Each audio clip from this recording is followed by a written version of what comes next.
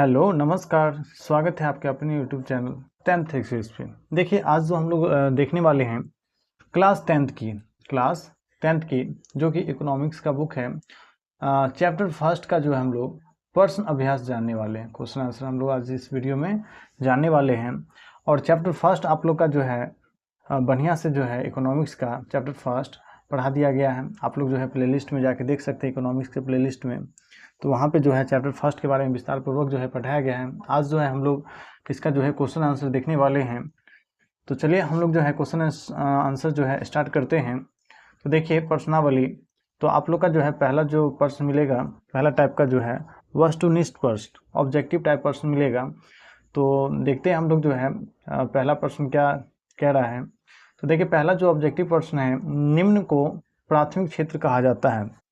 तो निम्नलिखित को जो है प्राथमिक क्षेत्र कहा जाता है। तो देखिए आप लोग को जब पढ़ाए थे तो बताए थे प्राथमिक क्षेत्र किसे कहा जाता है। प्राथमिक क्षेत्र कहने का मतलब देखिए जैसे कि कृषि यानी कि गया पशुपालन हो गया, पशुपालन। वहीं बात करें मत्स्य पालन यानी कि मछली पालन। तो ये सब जो क्रियाएं हैं वो प्राथमिक क्षेत्र के अंतर्गत आता है। और हम बताए थे कि प्राथमिक क्षेत्र जो है कृषि क्षेत्र को प्राथमिक क्षेत्र कहा जाता है। कृषि क्षेत्र को क्या कहा जाता है? प्राथमिक क्षेत्र। तो पहला का जो ऑप्शन नंबर हो जाएगा ख, बिल्कुल सही हो जाएगा। पहला का ऑप्शन नंबर ख जो हो जाएगा बिल्कुल सही हो जाएगा। तो आप लोग जो है पहला का ख टिक कर लेंगे, यानी कि प्राथमिक क्षेत्र को कृषि क्षेत्र कहा जाता है। वहीं बात करें हम लोग तो द्वितीय क्षेत्र का, तो द्वितीय क्षेत्र को जो है औद्योगिक क्षेत्र कहा जाता है। आप लोग याद रखिएगा, द्वितीय क्षेत्र को जो है औद्योगिक क्षेत्र कहा जाता है। वहीं बात करें तृतीयक क्षेत्र को, तो तृतीयक क्षेत्र को जो है सेवा क्षेत्र कहा जाता है। तृतीयक क्षेत्र को जो है सेवा क्षेत्र कहा जाता है। तो आप लोग ये भी याद रखिएगा। तो प्राथमिक क्षेत्र को कृषि क्षेत्र, वहीं द्वितीयक क्षेत्र को जो है सेवा क्षेत्र, और तृतीयक क्षेत्र को जो है द्वितीयक क्षेत्र को जो है औद्योगिक क्षेत्र, और तृतीयक क्षेत्र को जो है सेवा क्षेत्र कहा जाता है। तो आप लोग तीनों क्षेत्र के बारे में समझे। तो यहाँ से एक बार फिर देख लेंगे आप लोग। सेवा क्षेत्र जो है तृतीयक क्षेत्र को कहा जाता है। वही बात करें कृषि क्षेत्र तो प्राथमिक क्षेत्र, और द्वितीयक क्षेत्र को जो है औद्योगिक क्षेत्र कहा जाता है। चलिए अगला प्रश्न हम लोग देखते हैं। प्रश्न संख्या 2।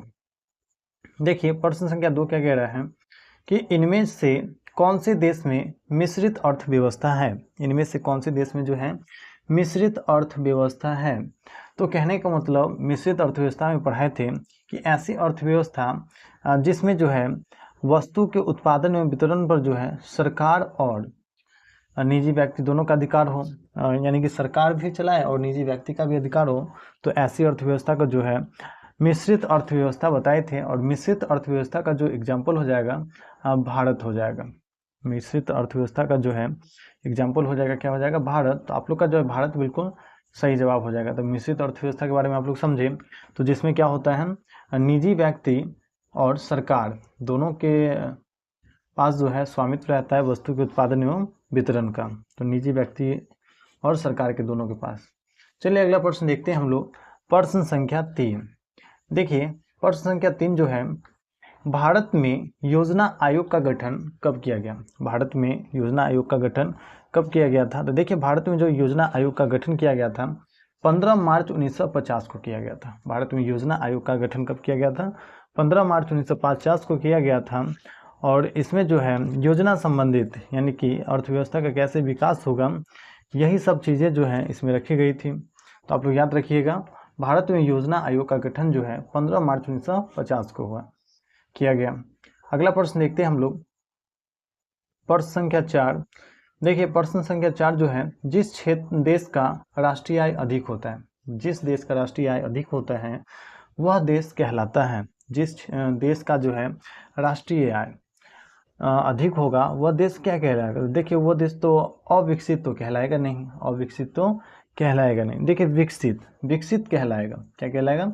विकसित। क्योंकि जिस देश का राष्ट्रीय आय अधिक होगा वह देश क्या होगा? विकसित होगा। तो आप लोग जो है ऑप्शन नंबर ख पे टिक कर लेंगे, ये बिल्कुल सही जवाब हो जाएगा। ये था चौथा का जवाब। अब जो हम लोग देखते हैं लास्ट ऑब्जेक्टिव प्रश्न, पांचवा जो प्रश्न है। देखिए पांचवा जो प्रश्न है, देखिए पांचवा जो प्रश्न है, इनमें से किसे पिछड़ा राज्य कहा जाता है। इनमें से किसे पिछड़ा राज्य कहा जाता है। देखिए आप लोग जो है पंजाब तो पिछड़ा राज्य है नहीं, केरल भी नहीं है, दिल्ली भी नहीं है, तो हम लोग का जो सही जवाब हो जाएगा वो गो हो जाएगा, बिहार हो जाएगा। और यहाँ से पिछड़ा राज्य को जो है ज्ञात करने का तरीका भी बताया गया था कि बीमारू से जो है इन्हें सूचित किया जाता है, बीमारू।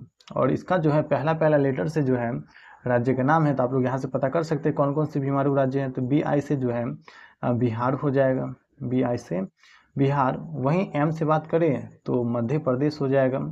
फिर बात करें ए से, तो ए से हो जाएगा आसाम। फिर बात करें हम लोग आर से, तो आर से हो जाएगा राजस्थान। और फिर हम लोग अगला बात करें यू से, तो यू से हो जाएगा उड़ीसा।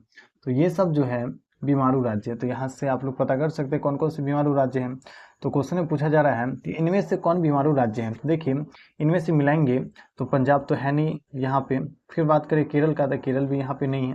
फिर बात करें दिल्ली का, तो दिल्ली भी नहीं है। हाँ, लेकिन बिहार जो है ये यहाँ पे आता है, इसलिए जो है बिहार हो जाएगा। तो बिहार जो है पिछड़ा राज्य कहा जाता है। बिहार को कैसा राज्य कहा जाता है? पिछड़ा राज्य। अगला प्रश्न की ओर बढ़ते हैं हम लोग। ये ऑब्जेक्टिव हम लोग का समाप्त हो गया। अब जो है रिक्त स्थानों की पूर्ति करें, रिक्त स्थानों की पूर्ति करें। तो चलिए रिक्त स्थानों की पूर्ति करें का पहला जो है हम लोग क्वेश्चन जानते हैं। तो देखिए पहला प्रश्न है भारत अंग्रेजी शासन का एक, और यहाँ पे जो है भरने वाला था भारत अंग्रेजी शासन का एक डॉट डॉट था। तो डॉट डॉट कहने का मतलब क्या भरना था?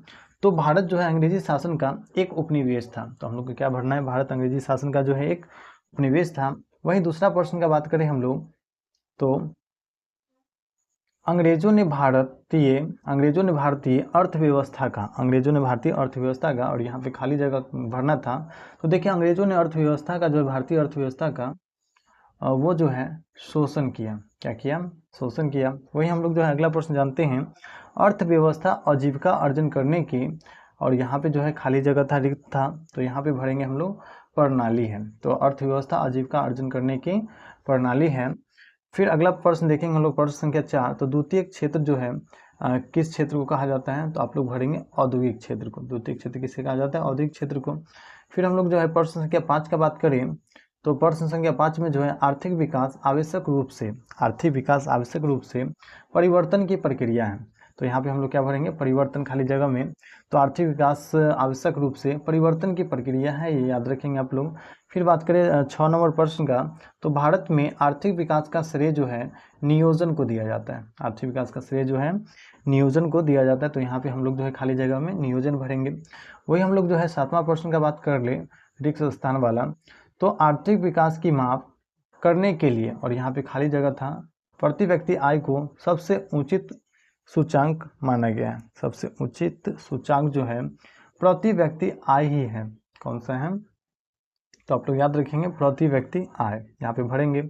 फिर बात करें 8 नंबर प्रश्न का, तो साधनों के मामले में धनी होते हुए भी बिहार की स्थिति जो है यहाँ पे खाली जगह था, तो दयनीय है, बहुत ही खराब स्थिति है। और वहीं बात करें हम लोग 9 नंबर प्रश्न का, तो बिहार में डॉट डॉट ही जीवन का आधार है। तो बिहार में जो है कृषि ही जीवन का जो है आधार है। वहीं बात करें हम लोग तो बिहार के विकास में, और यहाँ पे खाली जगह में भरना है आप लोग को, बाढ़ एक बहुत बड़ा बाधक है। बाढ़ जो है एक बहुत बड़ा जो है बाधक है। और यहाँ से हम लोग का जो है रिक्त स्थान वाला प्रश्न भी जो है खत्म हो गया। अब जो हम लोग बढ़ते हैं लघु उत्तरीय प्रश्न की ओर। अब हम लोग बढ़ेंगे लघु उत्तरीय प्रश्न की ओर। तो चलिए हम लोग देखते हैं लघु उत्तरीय प्रश्न का जो है शॉर्ट क्वेश्चन आंसर का जो हम लोग देखते हैं। देखिए पहला जो प्रश्न है अर्थव्यवस्था किसे कहते हैं? अर्थव्यवस्था किसे कहते हैं? तो चलिए इसका जवाब हम लोग देखते हैं कि जीवन की आवश्यकताओं की पूर्ति के लिए संसाधनों के उत्पादन, वितरण और उपभोग की प्रक्रिया को अर्थव्यवस्था कहते हैं। और उपभोग की प्रक्रिया को क्या कहते हैं? अर्थव्यवस्था कहते हैं। जीवन की आवश्यकताओं की पूर्ति के लिए संसाधनों के उत्पादन, वितरण और उपभोग की प्रक्रिया को अर्थव्यवस्था कहते हैं। क्या कहते हैं? अर्थव्यवस्था कहते हैं। या हम लोग जो है दूसरी भाषा में जान लें तो देखिए जो अर्थशास्त्री हैं वही हम लोग जो है दूसरी भाषा में जान लें तो देखिए अर्थशास्त्री जो है ब्राउन के अनुसार जो है अर्थव्यवस्था जो है आजीविका अर्जन करने की एक प्रणाली है। अर्थव्यवस्था जो है आजीविका, जिससे हम लोग जो है जीविका अर्जन करते हैं, जीने के लिए जो काम करते हैं, उसकी एक जो है प्रणाली है। और संक्षेप में बात करें तो अर्थव्यवस्था समाज की सभी आर्थिक क्रियाओं का योग है। हम लोग जो है जितनी आर्थिक क्रियाएं कहते हैं जिससे हमें जो है धन की प्राप्ति होती है, वैसी क्रिया जिनसे हमें जो है धन की प्राप्ति होती है, हमारी वे सभी क्रियाएं जो हैं समाज की सभी क्रिया का योग जो है अर्थव्यवस्था कहलाता है। क्या कहलाता है? अर्थव्यवस्था। तो यहाँ से जो है आप लोग पहला का जो है उत्तर लिख सकते हैं, दोनों में से कोई एक। फिर हम लोग जो है दूसरा प्रश्न की ओर बढ़ते हैं कि मिश्रित अर्थव्यवस्था क्या है। दूसरा जो प्रश्न है मिश्रित अर्थव्यवस्था क्या है, तो चलिए इसका उत्तर जानते हैं हम लोग कि मिश्रित अर्थव्यवस्था पूंजीवादी तथा समाजवादी अर्थव्यवस्था का मिश्रण है। मिश्रित अर्थव्यवस्था जो है पूंजीवादी तथा समाजवादी अर्थव्यवस्था का जो है मिश्रण है। और मिश्रित अर्थव्यवस्था वह अर्थव्यवस्था है, मिश्रित अर्थव्यवस्था वह अर्थव्यवस्था है जहां उत्पादन के साधन का स्वामित्व सरकार तथा निजी व्यक्तियों के पास होता है। देखिए वस्तु का जो उत्पादन या वितरण पर जो अधिकार होगा वो सरकार के हाथ में भी होगा और निजी व्यक्तियों के पास भी होगा। और देखिए भारत में जो है मिश्रित अर्थव्यवस्था है। भारत में कैसा अर्थव्यवस्था है ये भी आप लोग को लिख देना है। मिश्रित अर्थव्यवस्था है यह अर्थव्यवस्था पूंजीवाद एवं साम्यवाद के बीच का रास्ता है। और ये जो अर्थव्यवस्था है वो पूंजीवाद और समाजवाद के बीच का रास्ता है। तो आप लोग क्या लिखेंगे? ऐसी अर्थव्यवस्था जहाँ पे उत्पादन के साधनों का स्वामित्व जो है सरकार और निजी व्यक्तियों के पास होता है, तो उसे जो है मिश्रित अर्थव्यवस्था कहते हैं।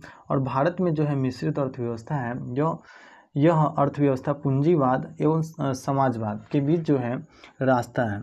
वही हम लोग जो है अगला प्रश्न देखते हैं तो सतत विकास। अगला प्रश्न क्या देखते हैं हम लोग?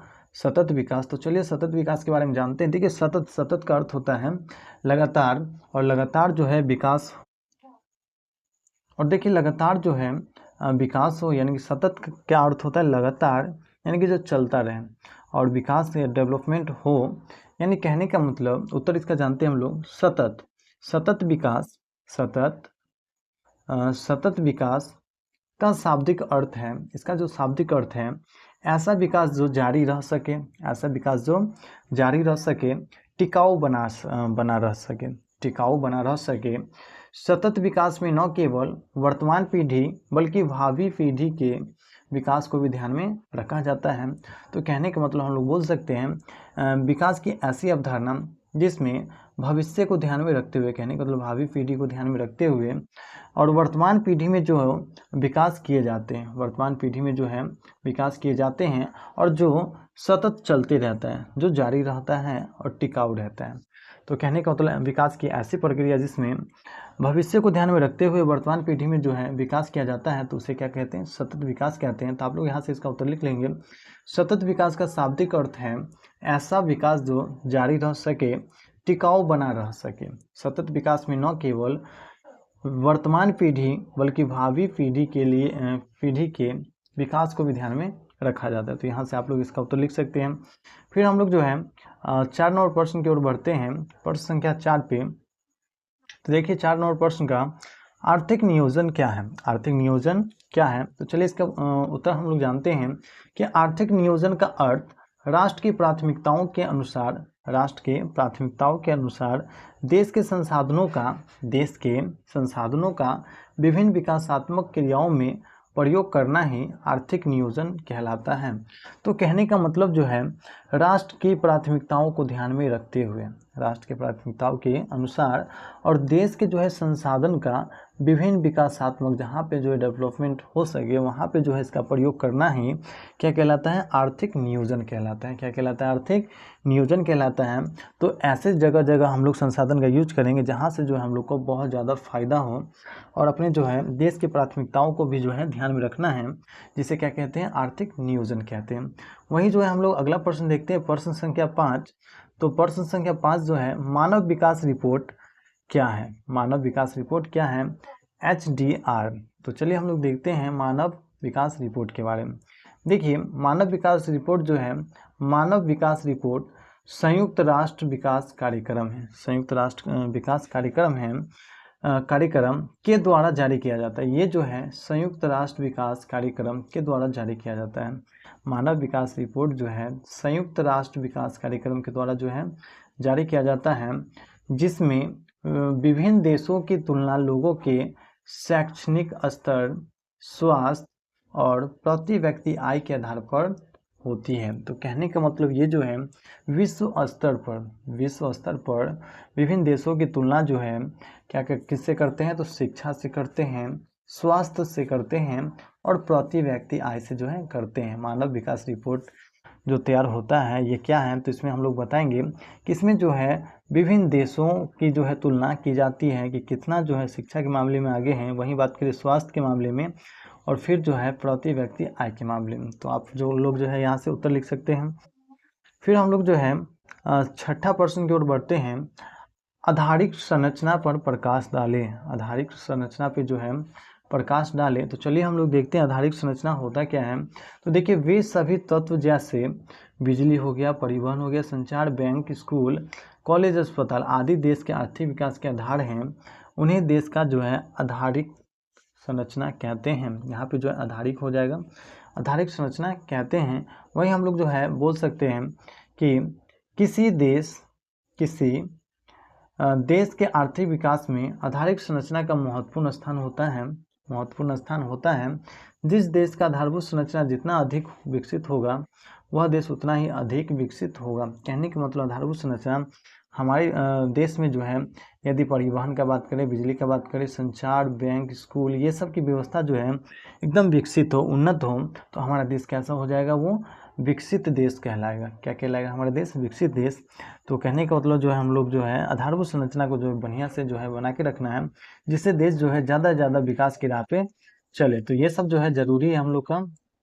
अगला जो हम लोग प्रश्न देखते हैं दीर्घ उत्तरीय प्रश्न। अगला जो क्वेश्चन हम लोग का बच गया है दीर्घ उत्तरीय प्रश्न। तो चलिए इसको भी हम लोग जो है लिख ही लेते हैं दीर्घ उत्तरीय प्रश्न का। तो देखिए पहला जो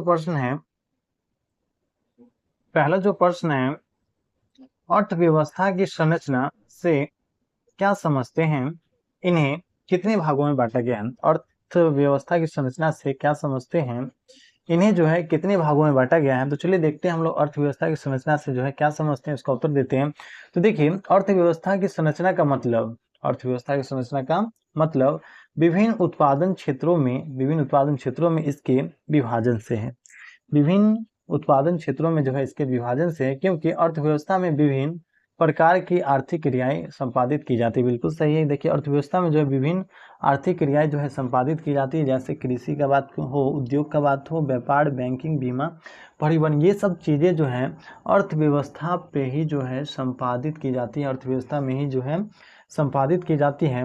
तो कहने का मतलब जो है उत्पादन क्षेत्र में इसके विभाजन से है, उत्पादन क्षेत्र में इसके जो है विभाजन से है। वही बात कर ले हम लोग, तो इसके जो है कितने प्रकार के हैं। तो देखिए ये जो है 3 भागों में बांटा गया है, ये जो है 3 प्रकार के हैं। तो पहला प्रकार हम लोग जान लेते हैं प्राथमिक क्षेत्र। पहला जो प्रकार जानते हैं प्राथमिक क्षेत्र। तो देखिए प्राथमिक क्षेत्र इसे जो है कृषि क्षेत्र कहा जाता है, इसे कृषि क्षेत्र भी जो है कहा जाता है। तो प्राथमिक क्षेत्र को जो है कृषि क्षेत्र भी कहा जाता है।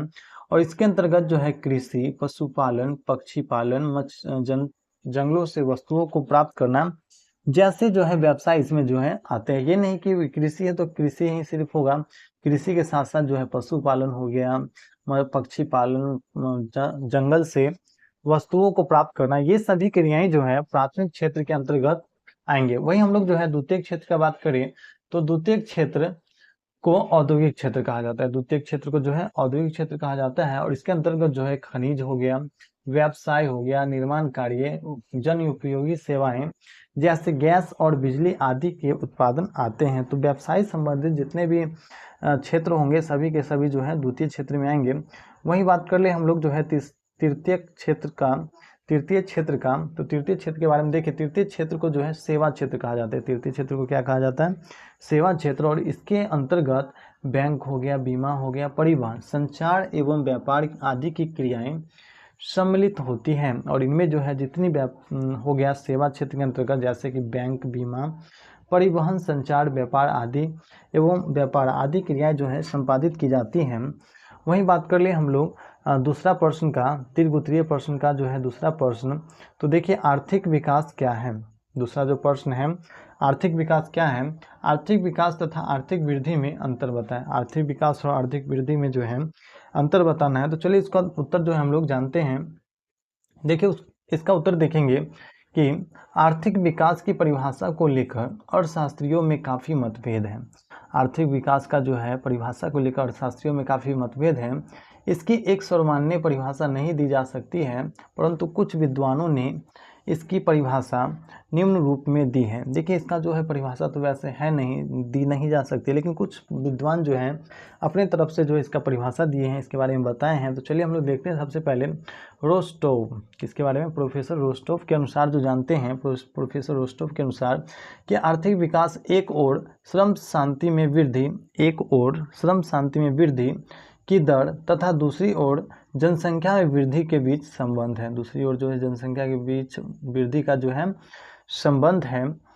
तो देखेंगे आप लोग रोस्टोव जो बताएं कि आर्थिक विकास जो है एक ओर श्रम शांति में वृद्धि, श्रम जो शांति में जो है वृद्धि है, तथा दूसरी ओर जनसंख्या में वृद्धि के बीच का जो है संबंध है। ये जो बताएं रोस्टोव बताएं। वही बात कर ले हम लोग प्रोफेसर मेयर एवं वाल्डविन का। तो ये परिभाषा देते हुए कहते हैं कि आर्थिक विकास एक ऐसी प्रक्रिया है, आर्थिक विकास एक ऐसी प्रक्रिया है जिसके द्वारा जो है दीर्घकालीन में किसी अर्थव्यवस्था का वास्तविक राष्ट्रीय आय में वृद्धि होती है। कहने का मतलब लंबे अवधि के बाद जो है आर्थिक विकास से जो है राष्ट्रीय आय में जो है वृद्धि होती है। किसमें वृद्धि होती है, राष्ट्रीय आय में वृद्धि होती है। यानी कि आर्थिक विकास एक ऐसी प्रक्रिया जिसके द्वारा जो है लंबे समय के बाद जो है अर्थव्यवस्था का जो है वास्तविक राष्ट्रीय आय में जो है वृद्धि होती है। वहीं चलिए हम लोग जो है अगला देख लेते हैं। तो सामान्य आर्थिक विकास तथा आर्थिक वृद्धि में जो है अंतर भी बताना था, तो इसका हम लोग जो है अंतर भी देख लेते हैं। देखिए सामान्य आर्थिक विकास,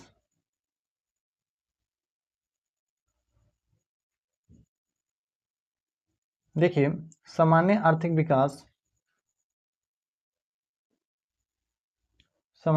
विकास तथा आर्थिक वृद्धि में कोई अंतर नहीं माना जाता है। दोनों शब्दों को एक दूसरे के स्थान पर प्रयोग किया जाता है, लेकिन इधर अर्थशास्त्रियों के द्वारा इन दोनों के बीच अंतर किया जाने लगा। तो वही हम लोग जो है अंतर देख लेते हैं। तो सबसे पहले जो है उर्सुला हिक्स क्या बोलती हैं, इनके बारे में हम लोग जो है पढ़ लेते हैं। तो देखिए इनके अनुसार जो है आर्थिक विकास जो है वृद्धि शब्द का प्रयोग आर्थिक दृष्टि से विकसित देशों के संबंध में किया जाता है। विकसित देशों के संबंध में किया जाता है। कहने का मतलब जो है वृद्धि शब्द का जो है प्रयोग, ग्रोथ, वृद्धि शब्द का जो है प्रयोग जो है किसके लिए किया जाता है, तो विकसित देशों के लिए किया जाता है। जबकि विकास शब्द का प्रयोग जो है विकासशील अर्थव्यवस्थाओं के संबंध में किया जाता है। विकासशील जो है अर्थव्यवस्थाओं के संबंध में जो है किया जा सकता है। वही बात कर ले हम लोग डॉक्टर ब्राइट सी क्या कह रहे हैं, तो इन्होंने लिखा है कि ग्रोथ वृद्धि शब्द का प्रयोग विकसित देशों के लिए किया जा सकता है। उपयुक्त परिभाषाओं का अध्ययन करने पर यह स्पष्ट होता है कि आर्थिक विकास एक आर्थिक वृद्धि दोनों ही आर्थिक प्रगति के सूचक हैं और दोनों में स्पष्ट अंतर दिखाई पड़ती है। दोनों में जो है स्पष्ट अंतर दिखाई पड़ती है। वही बात कर ले हम लोग आर्थिक विकास का, तो आर्थिक विकास एक व्यापक प्रक्रिया है जिसमें देश की आय, उत्पादन, जीवन स्तर, शिक्षा, स्वास्थ्य और सामाजिक कल्याण में सुधार शामिल होता है। तो आप लोग जो आंसर लिखिएगा, यहाँ तक आंसर लिखिएगा काफ़ी होगा, यहाँ तक आप लोग लिख सकते हैं। वहीं जो है अगला प्रश्न हम लोग बढ़ते हैं। प्रश्न संख्या 3। देखिए आर्थिक विकास की माप कुछ सूचकों के द्वारा करें। कुछ सूचकों के द्वारा जो है आर्थिक विकास की माप जो है करना है सूचकांकों के द्वारा। तो चलिए हम लोग जो है इसका उत्तर देखते हैं कि आर्थिक विकास की माप जो है मुख्य रूप से निम्नलिखित सूचकों के द्वारा की जाती हैं। तो पहला जो बात करें हम लोग राष्ट्रीय आय के बारे में, पहला किसके बारे में बात करें, राष्ट्रीय आय के बारे में। तो देखिए इसके अंदर जो आप लोग लिखिएगा कि राष्ट्रीय आय को आर्थिक विकास का एक प्रमुख सूचक माना जाता है। आर्थिक विकास का एक प्रमुख सूचक जो है राष्ट्रीय आय को माना जाता है। किसी देश में एक वर्ष की अवधि में उत्पादित सभी वस्तुओं एवं सेवाओं के मौद्रिक मूल्य के योग को राष्ट्रीय आय कहा जाता है। ये सही है। कि किसी देश में एक वर्ष की अवधि में जो है वस्तु और सेवाओं के जो है मौद्रिक मूल्य के योग को जो है राष्ट्रीय आय कहा जाता है। और सामान्य तौर पर जिस देश का राष्ट्रीय आय अधिक होता है, जिस देश का जो है राष्ट्रीय आय अधिक होता है वह देश विकसित कहलाता है। वह देश क्या कहलाता है? विकसित कहलाता है। और जिस देश का राष्ट्रीय आय कम होता है वह देश अविकसित कहलाता है। तो जो देश ज़्यादा पैसा कमाएगा तो उसका राष्ट्रीय आय ज़्यादा होगा, और राष्ट्रीय आय ज़्यादा होगा तो वो क्या कहलाएगा? विकसित देश कहलाएगा। वही बात करें, जिस देश में कम इनकम होगा राष्ट्रीय आय कम होगा, और कम राष्ट्रीय आय होने के कारण जो देश क्या कहलाएगा? अविकसित कहलाएगा। देश क्या कहलाएगा? अविकसित। चलिए अगला प्रश्न जानते हैं हम लोग। अगला प्रश्न नहीं, इसी का जो उत्तर हम लोग जानते हैं, कुछ सूचकों द्वारा जो है इसको साबित करना था। तो चलिए दूसरा पढ़ते हैं हम लोग, प्रति व्यक्ति आय। प्रति व्यक्ति आय, तो इसमें जो है बात करें तो इसके अंदर हम लोग लिखेंगे क्या? यह एक व्यक्ति की औसत वार्षिक आय को दर्शाता है। यह विकास का एक सर्वमान्य मापदंड है। तो सबसे सही जो है मापदंड प्रति व्यक्ति आय है। और प्रति व्यक्ति आय हम लोग जो है कैसे निकालते हैं, आप लोग देखें कि प्रति व्यक्ति आय बराबर जो हो जाएगा, प्रति व्यक्ति आय बराबर जो, और आप लोग देखिए प्रति व्यक्ति आय बराबर जो हो जाएगा राष्ट्रीय आय, क्या हो जाएगा? राष्ट्रीय आय बटा कुल जनसंख्या बटे जो है देश का जो है कुल जनसंख्या जो है वो क्या कहलाएगा? प्रति व्यक्ति आय कहलाएगा। क्या कहलाएगा? प्रति व्यक्ति आय। प्रति व्यक्ति आय। तो आप लोग क्यों कैसे निकलता है? तो देखिए क्या करेंगे हम लोग, राष्ट्रीय आय में जो है जितना राष्ट्रीय आय होगा उसमें जो है देश की कुल जनसंख्या से भाग दे देंगे, और जिससे जो है भागफल प्राप्त होगा उसे क्या कहेंगे? प्रति व्यक्ति आय कहेंगे। चलिए तीसरा जो सूचांक है सकल घरेलू उत्पाद, जीडीपी, ग्रॉस डोमेस्टिक प्रोडक्ट। तो चलिए इसका उत्तर हम लोग जानते हैं। इसके अंदर जो हम लोग क्या लिखेंगे, तो किसी देश में एक वर्ष में उत्पादित सभी वस्तुओं और सेवाओं का मूल्य के मौद्रिक योग को जो है सकल घरेलू उत्पाद कहते हैं। तो एक वर्ष के अंदर में जो है कितना वस्तु उत्पादित सभी वस्तु और सेवाओं का जो है कुल मौद्रिक मूल्य का योग को जो है क्या कहेंगे? सकल घरेलू उत्पाद कहेंगे। कि कितना जो है एक साल के अंतर्गत जो है वस्तु का निर्माण हुआ और कितना जो है सेवा से पैसा है। वही चौथा सूचांक का बात करें तो मानव विकास रिपोर्ट। चौथा सूचांक का बात करें तो मानव विकास सूचांक है। मानव विकास सूचांक HDI, क्या है? HDI। तो चलिए हम लोग देखते हैं इसके अंदर क्या लिखेंगे हम लोग कि यह संयुक्त राष्ट्र द्वारा तैयार किया गया एक सूचक है जिसमें 3 घटक होते हैं। जिसमें कितने घटक होते हैं? 3। एक तो जीवन प्रत्याशा, वही बात करें दूसरा शिक्षा स्तर, और तीसरा जो है प्रति व्यक्ति आय। प्रति व्यक्ति आय। तो कहने का मतलब जीवन आशा, कहने का मतलब स्वास्थ्य हो गया, स्वास्थ्य। और वही बात करें हम लोग शिक्षा भी है और प्रति व्यक्ति आय भी है। तो ये सब जो है मानव विकास सूचांक के अंतर्गत है। चलिए अगला जो प्रश्न है, प्रश्न संख्या, अगला जो इसका सूचांक है गरीबी दर और बेरोजगारी दर। गरीबी दर और बेरोजगारी दर। तो देखिए गरीबी दर और बेरोजगारी दर के बारे में जानते हैं कि समाज के गरीब और बेरोजगार लोगों का प्रतिशत विकास के स्तर को दर्शाता है। तो लोग जो हैं गरीबी में रहेंगे, लोग जो है बेरोजगार रहेंगे, तो ऑटोमेटिक जो है देश का विकास नहीं होगा। इससे जो है देश का स्तर जो है गिरेगा, वो अविकसित कहलाएगा। वही बात कर ले छठा सूचांक का, तो साक्षरता दर और स्वास्थ्य सुविधाएं। तो यदि किसी देश में शिक्षा और स्वास्थ्य व्यवस्था अच्छी होती है तो उसे विकसित देश कहलाता है। तो शिक्षा हो और स्वास्थ्य हो, शिक्षा हो और स्वास्थ्य हो, ये सब जो है अच्छी है तो वह देश जो है विकसित कहलाएगा, विकसित देश कहलाएगा। चलिए अगला जो हम लोग बात कर लेते हैं, चौथा नंबर प्रश्न, और ये जो है लास्ट है दीर्घ उत्तरीय का, और ये इम्पोर्टेंट भी है कि बिहार के आर्थिक पिछड़ेपन के क्या कारण हैं, और बिहार के आर्थिक पिछड़ेपन के दूर करने के जो है मुख्य उपाय को बताना है। मुख्य उपाय को जो है बताना है। तो चलिए हम लोग जो है मुख्य उपाय सबको बताते हैं कि इसके आर्थिक पिछड़ेपन का आखिर जो है कारण क्या क्या है। तो चलिए देख लेते हैं हम लोग बिहार के आर्थिक पिछड़ेपन के क्या क्या कारण हैं। तो देखिए, आर्थिक दृष्टि से बिहार के पिछड़ेपन के कुछ प्रमुख कारण जो हैं इस प्रकार हैं। तो पहला कारण है तेजी से बढ़ती हुई जनसंख्या। देखिए, तेजी से बढ़ती हुई जनसंख्या, तो बिहार में जनसंख्या काफ़ी तेजी से बढ़ रही है। इसके चलते जो है विकास के लिए साधन कम होते जा रहे हैं। इसके लिए जो है साधन कम होते जा रहे हैं। तो कहने का मतलब जो है जनसंख्या ज़्यादा होगा और जो है उनका फैमिली कमज़ोर होगा तो कभी भी वो जो है वृद्धि विकास नहीं कर पाएंगे और इससे जो है राज्य को भी हानि पहुंचेगा। इसका जो है संसाधन जो है, पहले मान लेते हैं अगर एक व्यक्ति के 2 बच्चे हैं तो 2 बच्चे में बटाएगा, लेकिन उनके अगर 4-6 बच्चे हैं तो उन 6 में जो है संसाधन बटेगा। तो इसके चलते भी जो है राज्य जो है क्या होता है, तेज़ी से बढ़ती हुई जनसंख्या के कारण जो है राज्य हमारा पिछड़ेपन है। यदि जनसंख्या यही कार्यशील रहती तो हमारा राज्य क्या करती, उन्नत करती। लेकिन यहाँ पे दिक्कत है कि ये कार्यशील नहीं है, ये जो है बेरोजगार हैं और गरीब हैं। चलिए अगला जो है कारण जो है पिछड़ेपन का, आधारित यानी कि आधारिक संरचना का अभाव। और इसके बारे में हम लोग लिखेंगे कि किसी भी देश या राज्य के विकास के लिए आधारिक संरचना का होना जरूरी है। लेकिन बिहार इस मामले में जो है पीछे है। राज्य में सड़क का बात करें, बिजली का बात करें, सिंचाई का बात करें, ये सभी का जो है अभाव है। साथ ही साथ शिक्षा, स्वास्थ्य, ये सब सुविधाओं में भी जो है कमी है। वहीं इसी वजह से जो है बिहार में पिछड़ेपन की स्थिति जो है कायम है। वहीं अगला बात कर ले हम लोग तीसरा कारण का, तो कृषि पर निर्भरता।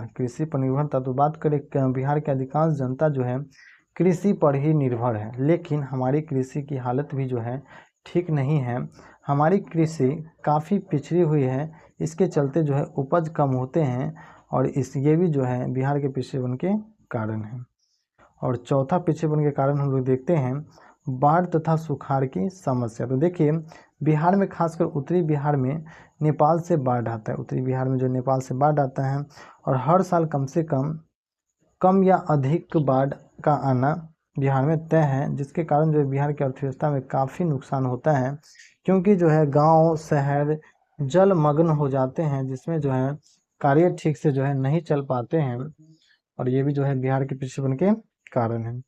अगला जो कारण देखते हैं हम लोग, पांचवा कारण जो देखते हैं, गरीबी। बिहार में जो है गरीबी भी है, यानी कि बिहार एक ऐसा राज्य है जहां गरीबी का भार काफ़ी अधिक है।